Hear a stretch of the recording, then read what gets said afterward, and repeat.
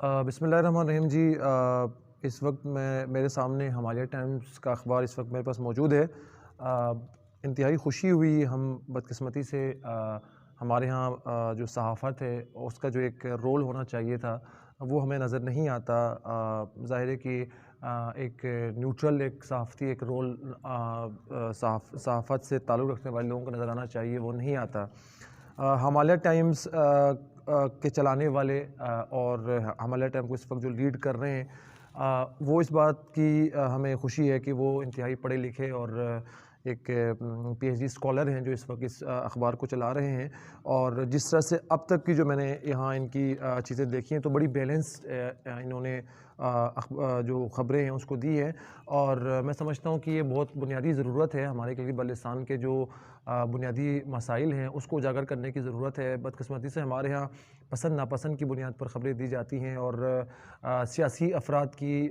خوشنودی کے لیے خبریں دی جاتی ہیں، جس کی وجہ سے جو جینوئن مسائل ہیں، جو عوامی مسائل ہیں وہ اجاگر نہیں ہوتے ہیں۔ اور آج بھی ہم دیکھتے ہیں کہ ہمارے علاقے کے اندر جو بنیادی ضروریات ہمیں ملنی چاہیے گھر کی دہلیز کے اندر، وہ آج تک نہیں مل رہا۔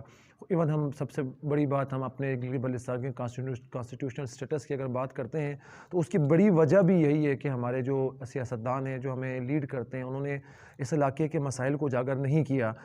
یہ بہت زیادہ خوشائن بات ہے کہ پڑھے لکھے لوگ صحافت کے اندر آئیں، تو میں سمجھتا ہوں کہ گلگت بلتستان کے مسائل الحمدللہ with the passage of time بہت زیادہ بہتری آ رہی ہے۔ میں سمجھتا ہوں کہ پڑھے لکھے لوگوں کے آنے کی وجہ سے معاملات بہتر ہوں گے، اور صحافت کے میدان کے اندر بھی پڑھے لکھے لوگوں کے آنے سے بلا شبہ علاقے کے مسائل اجاگر ہوں گے، اور جو خصوصاً جو ہمارے محروم طبقات ہیں، غریب طبقات ہیں، ان کے مسائل بھی جو ہے حل ہوں گے۔ میری طرف سے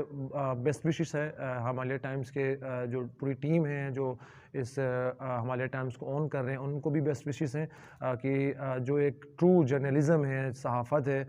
اس کو یہاں پہ گلگت بلتستان کے اندر ایک نئی جہت دیں گے، اور اس بنیاد پر ہم امید کرتے ہیں کہ گلگت بلتستان کے جو مسائل ہیں وہ حل ہوں گے انشاءاللہ۔ ہمالیہ ٹائمز، انسانیت کی آواز۔